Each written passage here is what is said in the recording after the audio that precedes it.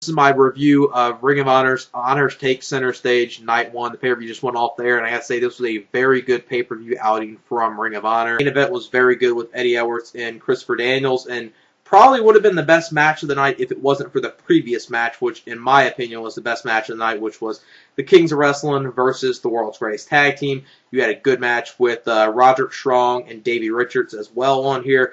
Obviously, was nowhere as good as their Final Battle match, but I think some of the people that might have complained about the Final Battle match, not saying it was a terrible match, but I know there were some people that complained about the psychology in that match, the no-selling, and the Japanese style of that match. I think some of them probably would have preferred this match over that one. I wouldn't say that, but I think there are some that probably would say that, because I know some did complain about that factor of that match. The Briscoes had a very good match with Kyle O'Reilly and Adam Cole.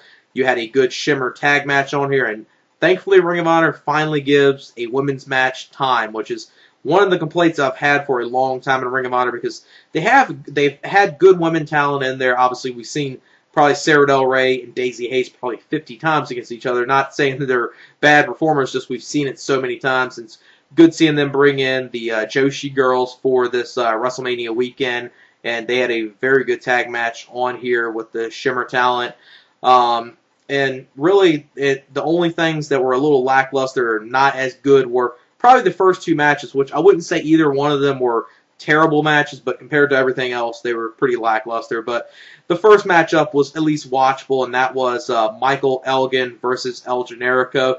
You know, some good back and forth action, and really the only thing that took away from this match was probably the ending of it, which I kind of understand that they are wanting to try to push Michael Elgin, and they're doing this stuff with Truth Martini and the House of Truth and stuff like that. So it makes sense, the ending, and having Michael Elgin go over right here. And it's good that El Generico didn't lose the match cleanly. Towards the end of this match, you saw some masked guy come out there, pretty much distract El Generico. Then Michael Elgin hit his 360 powerbomb to El Generico to pick up the win. And I would say about a 2.5-star match. Nothing really terrible. It was at least a watchable match, and at least a solid opener, I would say.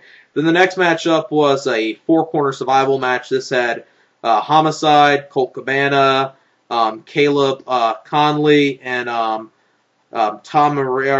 Ciampa. I don't know if I'm saying that. I can't remember if I'm saying that name right. I'm probably not. And this was at least decent. This is actually one of the better times, I gotta say, Homicide performed. He actually did pretty good in this match. Colt did some good stuff, and the two other talents in the match did okay. And the end of the match comes with Homicide. He hits the cop killer onto Caleb Konley in this match. And I would say about a 2.5, maybe 2 3/4 star match. A decent match, kind of like the opener. The first two matches of this were at least decent, and I would say watchable. Then after this is when the show started picking up. The next matchup was a Shimmer tag match. This was Sara Del Rey and Serena Deeb versus Hiroyo, Matsumoto, and Ayumi Kurihara. And this was a very good women's match, I gotta say. The Ring of Honor gave it time, which, like I said before, one of the complaints I had with Ring of Honor, they've always had good women wrestlers in their companies, just very often they never give them time, and this is actually given enough time. Sara Del Rey got in some good stuff, Serena Deeb as well, Matsumoto, she did some good stuff, and probably one of my favorite Joshi performers right now is Ayumi Kakaria, or however, I know I'm saying that last name wrong, but she's probably one of my favorite Joshi talents right now, and glad to see her bring in for this Ring of Honor weekend in Atlanta. Just a very good women's match right here, and like I said, was given time. And Matsumoto and Kurihara win this match after Matsumoto gets the pin on Serena Deeb in this match, and I would say about a 3, maybe 3 1/4 star match. Very good women's match, and glad they finally gave a Ring of Honor women's match time, and hopefully tomorrow afternoon, when they do the Shimmer tag team title match, hopefully that match gets some time as well, because I actually am expecting even more out of that. That could actually be a great match tomorrow afternoon. Just hopefully it gets enough time. Then the next matchup was the Briscoes versus Adam Cole and Kyle O'Reilly. Adam Cole and Kyle O'Reilly obviously had a breakout performance at Final Battle, and just looks like they keep on getting better, and I just like seeing them every single time. The crowd is really behind Kyle O'Reilly. I don't understand. I kind of do and kind of don't understand why the fans are kind of not being on the side of the Briscoes anymore. Maybe because they want, fresher talent like Adam Cole and Kyle O'Reilly, in the tag team division, and the Briscoes are kind of getting old. I'm always going to be a fan of the Briscoes, so that's kind of my little bias towards the Briscoes right there, maybe.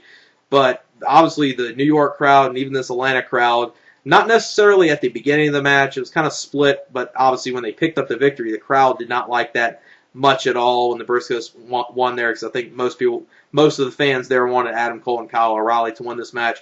Briscoes won after hitting the Doomsday Device. Very good tag match, I would say 3 3/4 stars. Kyle O'Reilly did some great stuff in this match, and the Briscoes worked good as they always did. And then after this match, you saw a post-match brawl with the All Night Express. They were banned from the arena because earlier in the evening they said the Briscoes were attacked by the All Night Express, which they showed clips of the thing that happened in New York City on the 19th in March, but didn't show any backstage footage of a brawl or the Briscoes getting beat down, which I had a problem with them not doing that. But you saw the All Night Express pretty much come out of the crowd, come into the ring. They attack the Briscoes back and forth. The security and everyone comes out there, tries to stop it, go back and forth for a little bit. So this is the what you're gonna their little thing they did right before their match they're gonna have tomorrow afternoon on the next night of Ring of Honor when the All Night Express take on the Briscoes, which should be a very good tag team match. Then after this, it went to intermission. Then you had the last 3 matches, which was first Davey Richards versus Roderick Strong. Very good match, good back and forth action. Really enjoyed this. This was the rematch to their Final Battle match. This was not as good as their Final Battle match, but that match was so good in my opinion.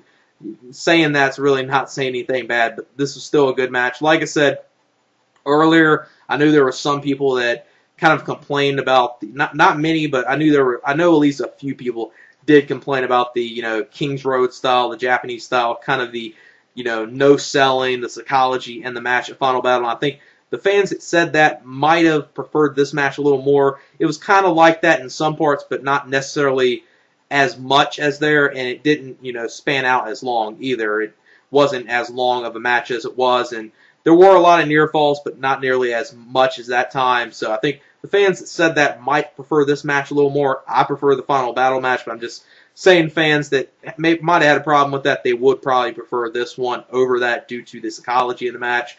But some good stuff in here with Strong and Richards. Richards, he picks up the win in this match.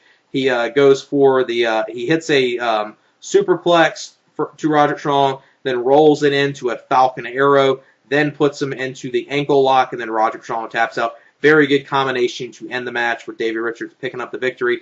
I would say about a 4-star match. Then up next you had, easily in my opinion, the best match of the night, and I would say this was a classic tag team match. Had the classic old school tag team feel to it with the Kings of Wrestling, Chris Hero and Claudio Castagnoli versus wrestling's greatest tag team, Charlie Haas and Shelton Benjamin.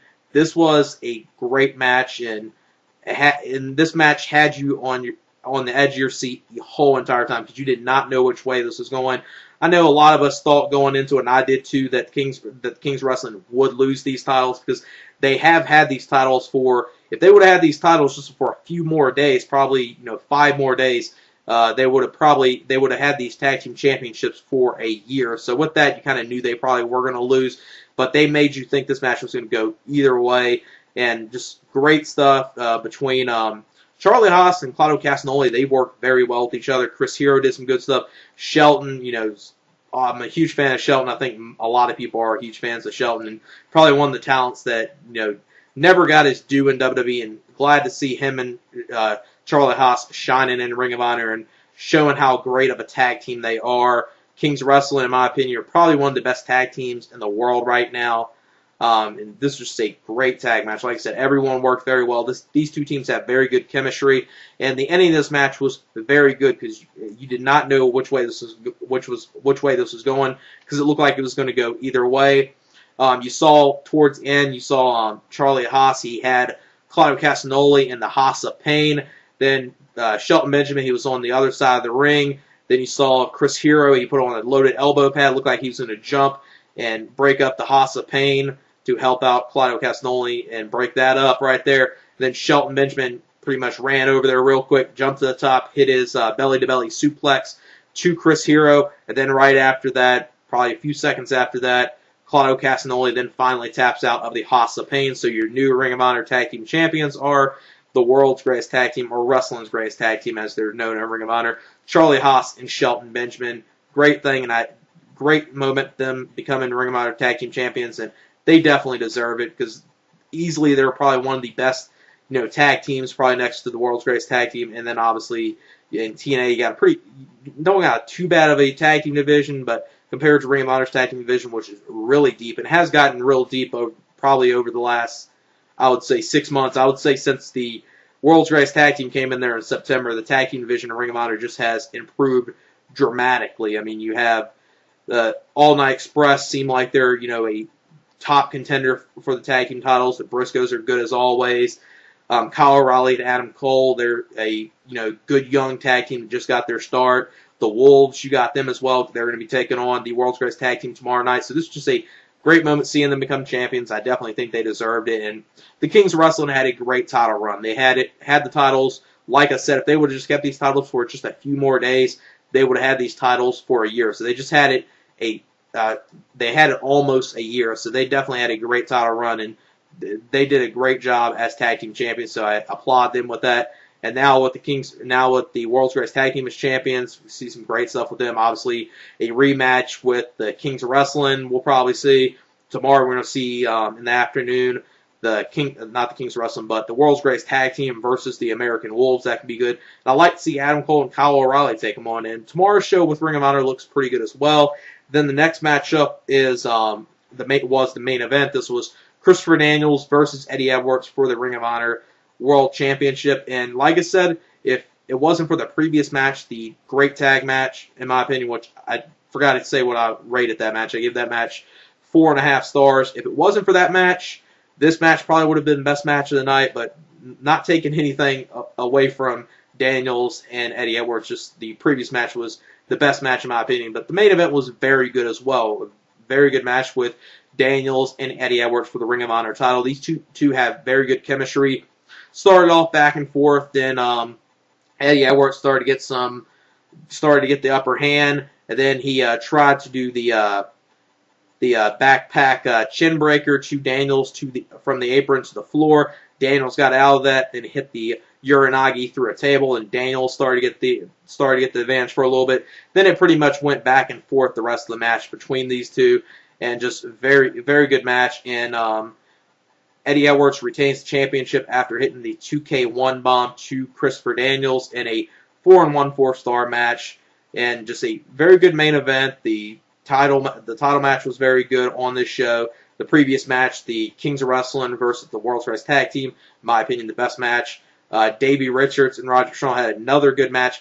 Wasn't as good as their final battle match, but still a pretty good match from them. The Briscoes versus Kyle O'Reilly and Adam Cole was good, and you saw a good women's tag match on here. Like I said, the only thing that was really lackluster was the first two matches, and neither one of them were really too bad. They were at least watchable. So I would give this Ring of Honor pay-per-view easily, probably 8.5.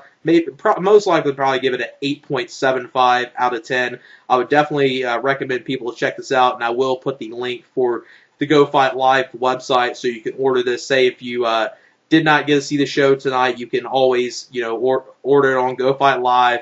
And then after you order it, you pretty much can see the show as many times as you want, not just one time. After you order the show, as long as you have an account on Go Fight Live, you can you can watch the show as many times as you want. And as far as the production on here, I forgot to mention that I thought the production was pretty good on here. The cameraing was good, the audio was good, the commentary sound was okay. If you want to be a little nitpicky, I know some people might say the lighting could have been better. If you want to be nitpicky about it, that's might be the only thing you would complain about with production wise. The lighting could have been a little brighter, and they didn't really miss many angles. So that was the good.